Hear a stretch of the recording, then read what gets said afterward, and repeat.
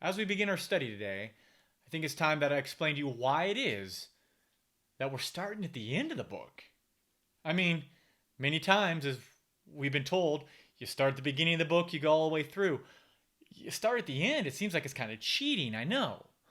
But what I want us to understand is the reason we are starting at the end of the epistle is because it's going to give us some background, some context on the people who the epistle is written to. If you've read the beginning of Romans, you'll see Paul pretty much enters his letter and begins right away. But when you get to Romans 15 and 16, Paul spends a lot of time talking directly to individual people. And I think that's very important for us to understand who these people were. In fact, Dr. Scott McKnight wrote a book called Reading Romans Backwards, which gave me this idea. In this book, Dr.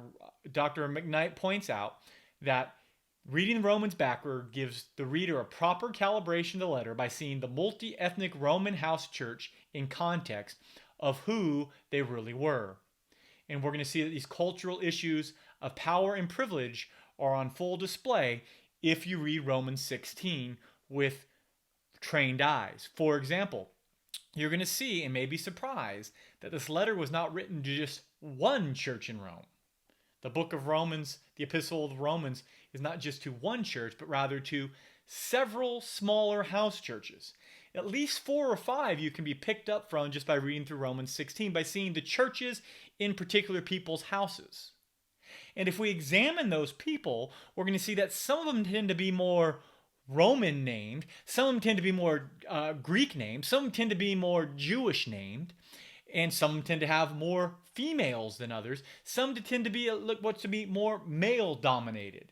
So what I want us to understand, looking at Romans 16 to begin our study of Romans is very helpful because it gives us a picture of exactly who Paul was writing to at this time. And remember, Paul was not writing just to one ethnic culture. He was writing to, obviously we've already talked about the weak and the strong. He was writing to the Jew, the Gentile, the rich, the poor, the male, the female, the slave, and the free. We have to understand how slavery was working in those days. And so again, he was writing to every single aspect, every single group in this church, the greater church of Rome. And this is why Paul is writing. Paul wanted the churches, the Church of Jesus Christ in Rome, not to be drawn into culture. In other words, the Jewish Christians not to be Torah dependent. The Gentile churches not to be all obsessed with their liberty. What he wanted them to understand here was to embrace, rather instead of different cultures and different backgrounds, to embrace the gospel-centered life. See, Paul is encouraging peace. Peace for Paul is unity in diversity, not unity in one particular ethnic group.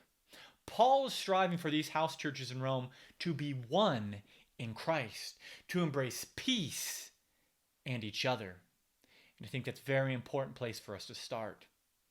Secondly, I want us to real quickly look at some history in the church in Rome. History in the church in Rome.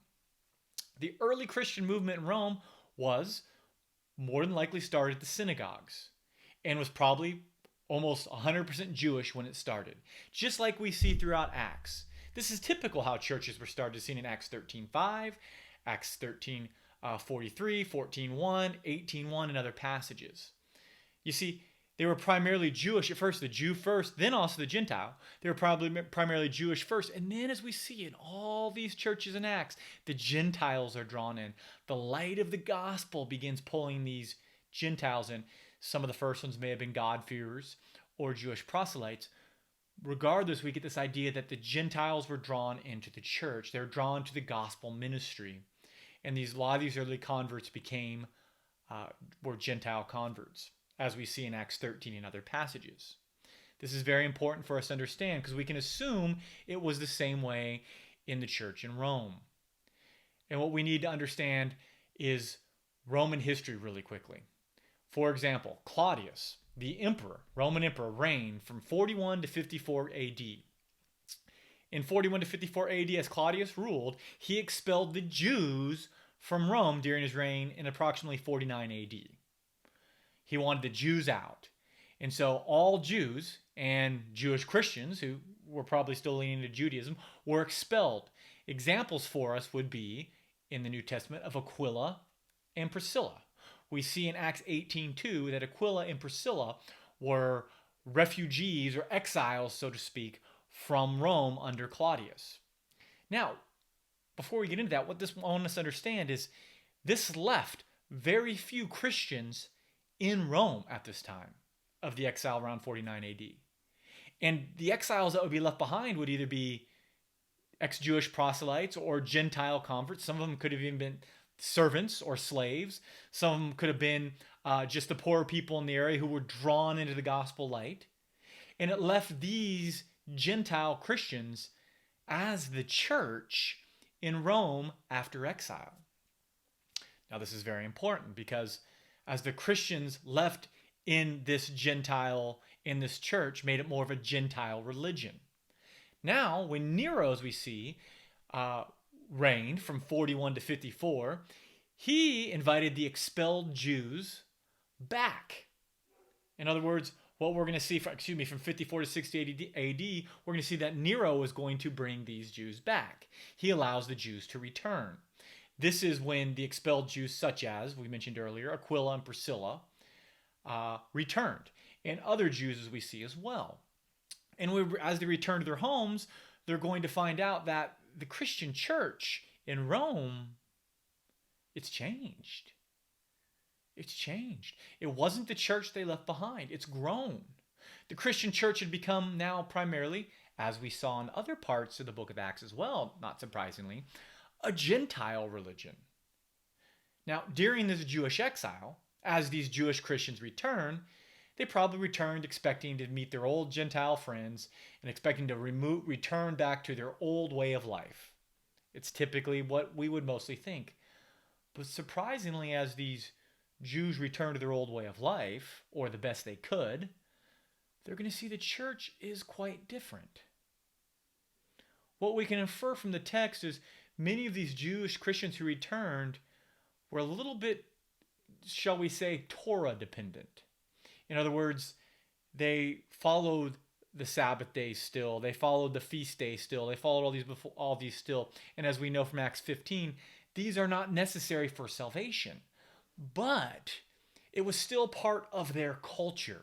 So as many of these Jewish Christians returned, they were expecting the Gentiles to continue in these cultural traditions.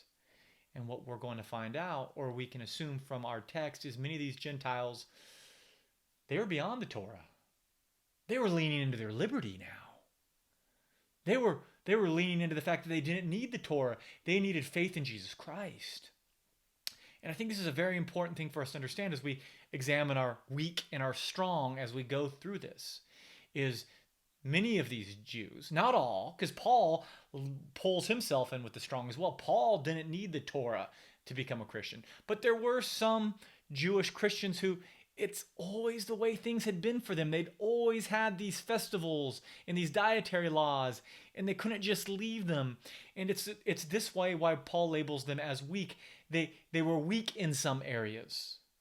Weak in the ways that these Gentiles didn't have a problem with. Eating shrimp? No problem. No problem at all. Bacon? Sounds good.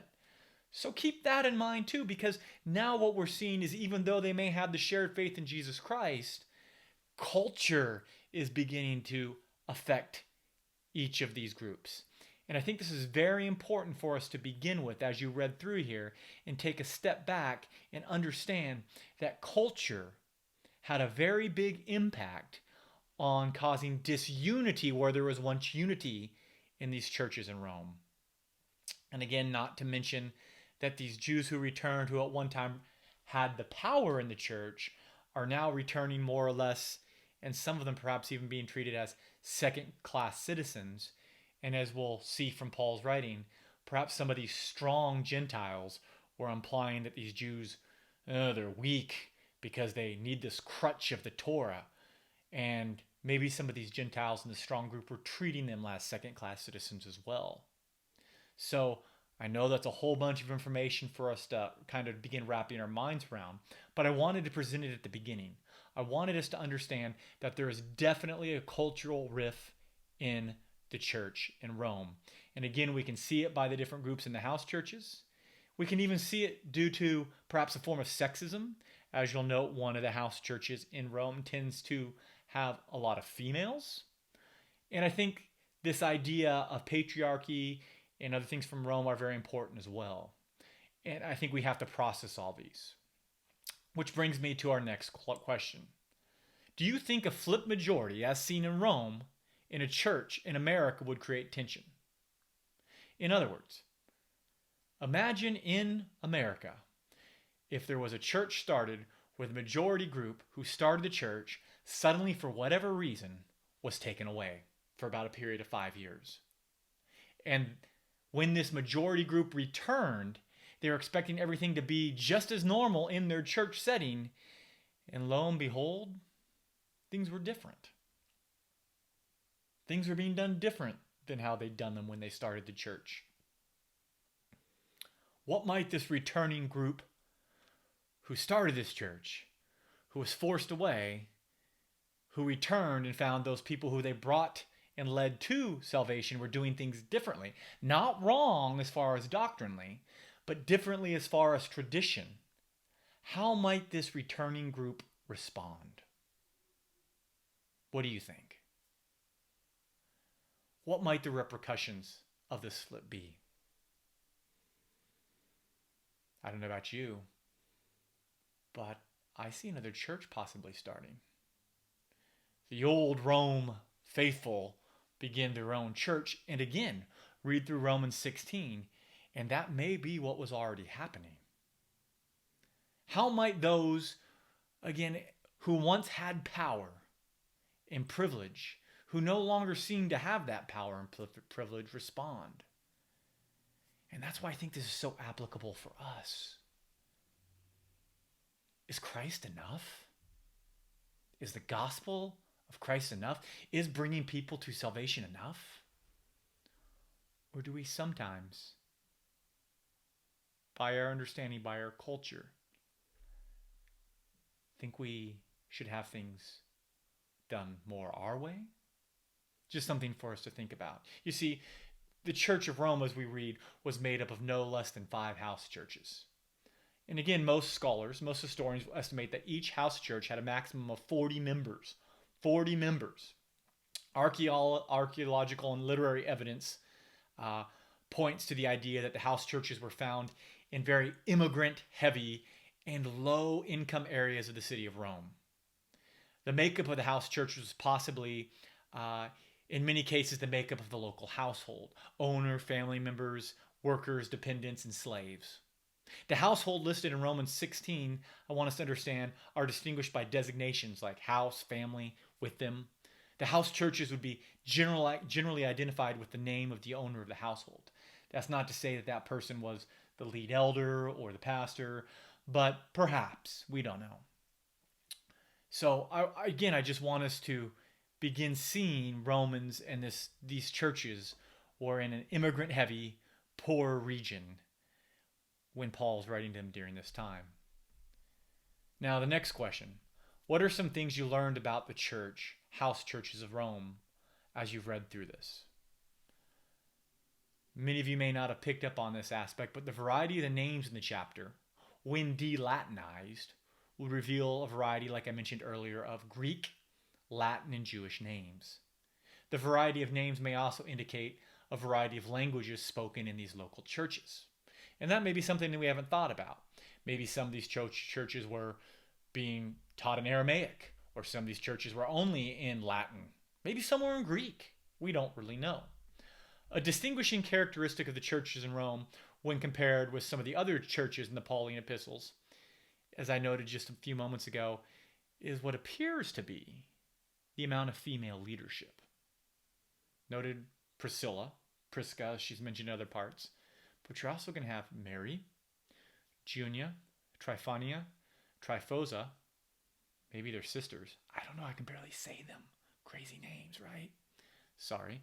Perseus, Rufus's mother, Julia, Nereus' sister, as well as the sisters in the household of Asclepius. I don't know. My Latin's not great. But I want you to read through there and just surprisingly see how many female names there are in there. That brings us to the next question and our final question. The next question we have is, upon reading this section, what might be some of the issues, besides Torah observation, which might be causing cultural conflicts within the Church of Rome? Now, I think this is a very important one to think about. I'm not going to give you all the answers. I really want you to ruminate on this. I want you to think about this. Besides the Torah, which we're going to see is a big one. Besides the food customs, which is a big one. I want you to just take this scenario, for example. What if you started a church, you and your friends, as the scenario said earlier, and you left the church, and for whatever reason, you finally come back.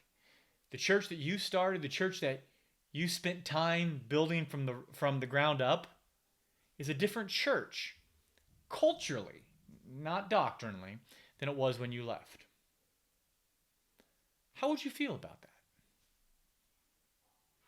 Would you feel that you should have some rights in saying how this church should operate? Just think about that for a moment.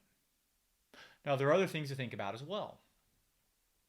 One of these could be that we see most of Jewish patriarchal society as a male-dominated society. And what we're noticing farther we get from Jerusalem, when we get out here toward Rome, Paul has always had very notable women helping him. Paul was very instrumental in using women in the ministry, the gospel ministry. But as we get here to Rome, as I just pointed out earlier as you're reading, there seems to be a lot more females involved in this church. And if that wasn't alone something that we could note on, I want us to spend time really quickly looking at the letter carriers. You see, back then, letters in the time of the early church were sent out quite a bit, like the epistles, all the epistles that Paul sent out. He had somebody carry these letters and present these letters to the churches. Letters in the time of the early church were the representation of the letter writer. Likewise, ancient letter carriers are more than ancient post office men. They're more than delivery guys for Amazon who ring the doorbell and leave. In fact, the letter carrier was the representative, or as we would say, the ambassador. It's a term that we see later on in Scripture in 1 Peter, is ambassadors of the author of the letter, just like we're supposed to be ambassadors of Christ. The letter carriers not only brought the letter to the destination, but they read the letter to the recipients in order to make sure the message is received how the author intended. For example, I gave a letter to somebody with instructions on how I wanted things done. I would send the person who I sent, I would want them to tell them. I would want them to make sure my instructions were clear. That person, my ambassador, is speaking for me. And that's something that maybe in our modern way of thinking, because we can pick up the phone, we can do whatever we don't really think about. But letter carriers were very key. They weren't just random people. As a matter of fact, if you look at Paul's letter carriers, some of them were the same guy. Most of the time they were. He had a very small assortment of letter carriers. But what you do have to understand, the carrier was the medium for which the message is distributed orally as well as physically. Since the carrier was around for probably the composition of the letter, the letter carrier was explained what the letter meant and what it was supposed to do. The carrier then was, in the case of Paul's letters, also the one person qualified to answer the questions. They were there with Paul when the letter was written down. So before anyone hears the letter, they encounter the carrier of the letter. This person shows up, I'm representing Paul. As the letter is then read by this carrier to the recipients, you would have to think that the person would influctuate their voice at different points and be able to answer questions. For example, if someone's asking a question about what Paul is saying, the person could raise their hand and say, what does he mean? And the letter carrier is not just going to be like, I don't know, I'm just reading this. The letter carrier will have enough information to explain it. They will be able to explain what Paul is directly saying. So I think this is very important for us to understand that Paul's letter carriers are representatives of him. His letter carriers representative of his theology and his message. I think it's also very important for us to understand that we are ambassadors of Jesus Christ as well. And we need to think that through as well thoroughly. But even more interestingly, which I think you should do, is if you read Acts 16:1 and 2, and you saw who was Paul's letter carrier in Acts 16:1 and 2. His letter carrier was named Phoebe. His letter carrier was not a man. His letter carrier was a woman. Now, this is the only time that Paul has ever used a female letter carrier. But Paul didn't just use Phoebe because, well, I got no one else, you're going. As we see in Acts 16:1 and 2, Phoebe did several things. She was a benefactor. She was wealthy. She took care of Paul. She didn't just have to go on her own. Paul sent her on purpose. This Corinthian woman, this woman outside of Corinth, went to Rome, and she probably took with her an entourage. If she was wealthy, she probably took men with her to protect her. She probably took other people with her. It's not like it was one person on their own. But what I do want us to understand is he sent a woman to represent him. I don't know about you, but I think that's very important. I think that's it seems different. Now, I want us to think about that as well. As we go through and we read these portions of Romans later on, we have to remember the first person who was reading these in all the different house churches in Rome, the ambassador of Paul, was Phoebe, a woman, a Gentile woman, a wealthy Gentile woman. So keep that in mind as we go through too.